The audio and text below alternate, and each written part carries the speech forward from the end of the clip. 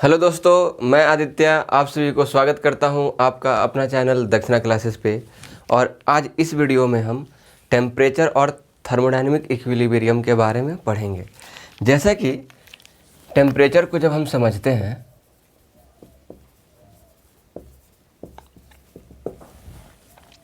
तो टेम्परेचर को समझने के लिए सपोज ऐसा मान लीजिए कि आपके सामने 4-5 सब्सटेंस रखा हुआ है और यदि आप जितने भी सब्सटेंस हैं उसको फिजिकली छू कर टच करके क्या करते हैं बता सकते हैं कि यह सब्सटेंस गर्म है या सब्सटेंस बी क्या है ठंडा है या सी क्या है कंपेयर टू ए ज़्यादा गर्म है या ज़्यादा ठंडा है। यानी रिलेटिवली आप बता सकते हैं कि कोई भी सब्सटेंस गर्म है या ठंडा है। यह बेसिक सा बात है कि कोई भी सब्सटेंस में यदि ज़्यादा गर्म है इसका मतलब क्या है कि उसमें ज़्यादा हीट है, और कोई भी सब्सटेंस कम गर्म है इसका मतलब क्या है कि उसमें कम हीट है। यानी बेसिकली कोई भी सब्सटेंस गर्म है या ठंडा है यह किससे डिटरमाइन होता है, तो डिटरमाइन होता है ये हीट कंटेंट से। किससे? हीट कंटेंट से। कोई भी सब्सटेंस में हीट ज़्यादा है मतलब ज़्यादा गर्म रहेगा, कोई भी सब्सटेंस में हीट कम है मतलब कम गर्म रहेगा। अच्छा, कोई भी सब्सटेंस में हीट आता कहाँ से है? सबसे पहला सवाल यही है। तो कोई भी सब्सटेंस में हीट बेसिकली क्या होता है, मान लेते हैं कि यह एक मेरा सब्सटेंस है और यह सब्सटेंस किससे बना हुआ है, तो बहुत सारे मॉलिक्यूल से मिलकर बने हुए हैं। तो जब यह मॉलिक्यूल में क्या होता है, कोलिजन होता है। जब इस मॉलिक्यूल में कोलिजन होता है तो ये अपने क्या करते हैं, एनर्जी को ट्रांसफ़र करते हैं। यदि हम मोटे तौर पे बेसिक तौर पे बात करें तो यह अपने काइनेटिक एनर्जी को ट्रांसफ़र करते हैं। यानी कोई भी सब्सटेंस में हीट किसके वजह से आ रहा है, तो काइनेटिक एनर्जी की वजह से। यानी हीट बेसिकली क्या रिप्रेजेंट करता है, तो it represent average kinetic energy of the molecule. अब हम लोग जाने कि टेम्परेचर क्या रिप्रेजेंट करता है, तो हीट कंटेंट को, और हीट क्या रिप्रेजेंट करता है, तो average kinetic energy of the molecule. यदि हम सीधे तौर पे बात करें तो टेम्परेचर क्या बता रहा है, average kinetic energy of the molecule. इस बात को तो समझ लिए हम कि average kinetic energy of the molecule क्या रिप्रेजेंट करता है, टेम्परेचर को। सबसे पहले उसके बाद समझते हैं ये कि टेम्परेचर जीरो कब होगा। यानी कोई भी मॉलिक्यूल का यदि एवरेज काइनेटिक एनर्जी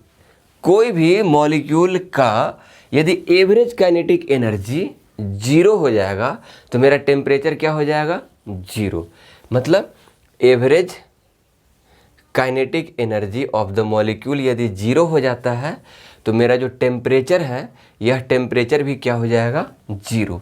यानी यही जीरो टेम्परेचर को हम लोग क्या कहते हैं, एब्सोल्यूट जीरो टेम्परेचर। एक पूछा जाता है क्वेश्चन कि एब्सोल्यूट जीरो टेम्परेचर कब होगा, जब कोई भी मॉलिक्यूल का एवरेज काइनेटिक एनर्जी क्या हो जाएगा, जीरो।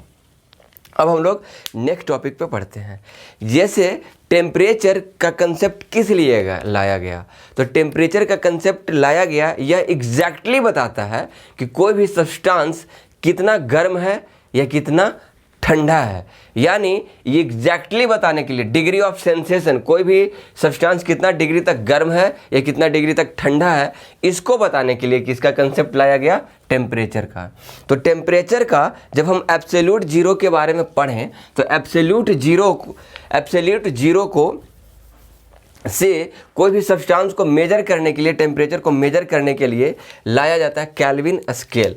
यानी टेम्परेचर को थर्मोडायनेमिक्स में हम लोग किस यूनिट में मेजर करते हैं, तो मेजर करते हैं केल्विन में। यानी केल्विन को यदि बात किया जाए तो केल्विन कोई भी सब्सटेंस का एब्सोल्यूट जीरो, जैसे केल्विन का रिफरेंस पॉइंट क्या है, तो केल्विन का रिफरेंस पॉइंट क्या है, एब्सोल्यूट जीरो टेम्परेचर। यानी जैसे मेजर करने के लिए कहीं से शुरुआत होता है और उस शुरुआत को हम लोग क्या लिखते हैं, जीरो।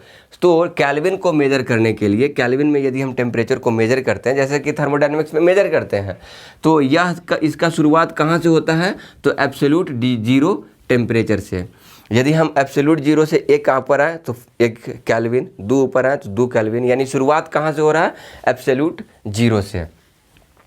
जब हम एब्सोल्यूट जीरो का कंसेप्ट को समझे तब हम नेक्स्ट मूव करते हैं कहाँ पे, थर्ड लॉ ऑफ थर्मोडायनेमिक्स पे। यानी एब्सोल्यूट जीरो टेम्परेचर कंसेप्ट समझने के बाद हम मूव करते हैं थर्ड लॉ पे।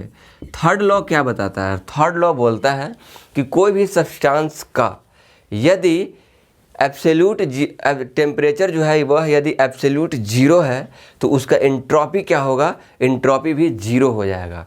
मतलब ये बेसिकली थर्ड लॉ जो है यह वैलिड है किसके लिए, तो क्रिस्टलाइन सॉलिड के लिए। क्रिस्टलाइन सॉलिड क्या होता है, इसमें कोई भी सॉलिड है और उस सॉलिड में यदि मॉलिक्यूल का अरेंजमेंट जो है एक डिफिनिट ऑर्डर में है, उस सॉलिड को क्या कहते हैं, क्रिस्टलाइन सॉलिड। जैसे डिफिनिट ऑर्डर में है कहने का मतलब क्या है कि उसमें रैंडमनेस क्या है, जीरो। यदि रैंडमनेस जीरो है तो उसमें एंट्रोपी क्या हो जाएगा, जीरो। यदि कोई भी सिस्टम क्रिस्टलाइन सॉलिड में नहीं है, जब क्रिस्टलाइन सॉलिड में नहीं है यानी उसमें कुछ रैंडमनेस है। जब रैंडमनेस है तो उसका एंट्रोपी क्या हो जाएगा, जीरो नहीं होगा, अदर देन जीरो। जैसे क्रिस्टलाइन सॉलिड के बारे में हम पढ़ें तो क्रिस्टलाइन सॉलिड में यदि मॉलिक्यूलर मोशन नहीं है, यानी मॉलिक्यूल के बीच में मोशन नहीं है, तो वह सॉलिड जस के तस है, मतलब जैसा है वैसा ही उसका अरेंजमेंट रहेगा।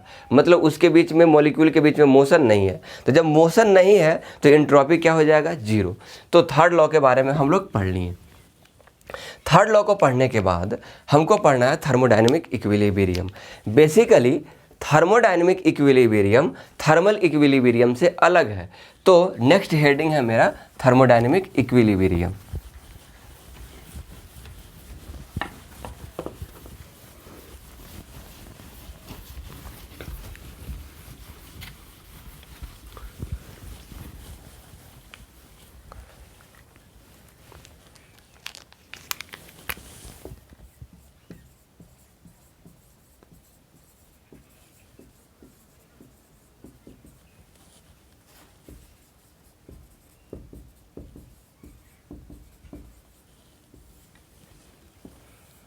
थर्मोडायनेमिक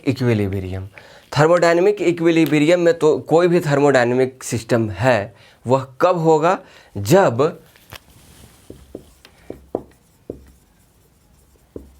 वह सिस्टम मैकेनिकल इक्विलिब्रियम में रहेगा, जब वह सिस्टम केमिकल इक्विलिब्रियम में रहेगा, या जब वह सिस्टम थर्मल इक्विलिब्रियम में रहेगा। थर्मल इक्विलिब्रियम में रहेगा।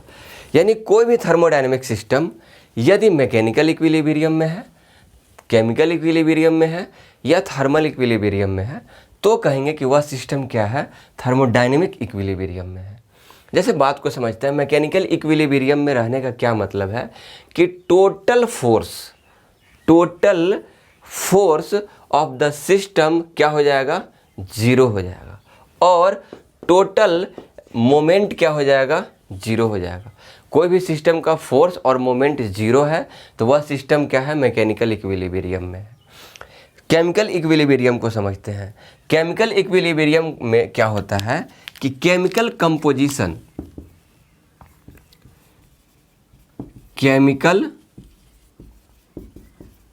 Composition of the system will be same throughout। यानी कोई भी थर्मोडायनेमिक सिस्टम का यदि through out chemical composition same है यानी होमोजीनियस है तो उसको क्या कहेंगे, केमिकल इक्विलिब्रियम में। थर्मल इक्विलिब्रियम को समझने के लिए क्या है कि मान लीजिए कि दो बॉडी है जिसका एक का नाम है ए और दूसरा का नाम है बी। यदि दोनों के बीच में क्या हो रहा है, हीट ट्रांसफ़र हो रहा है। दोनों के बीच में क्या हो रहा है, हीट ट्रांसफ़र।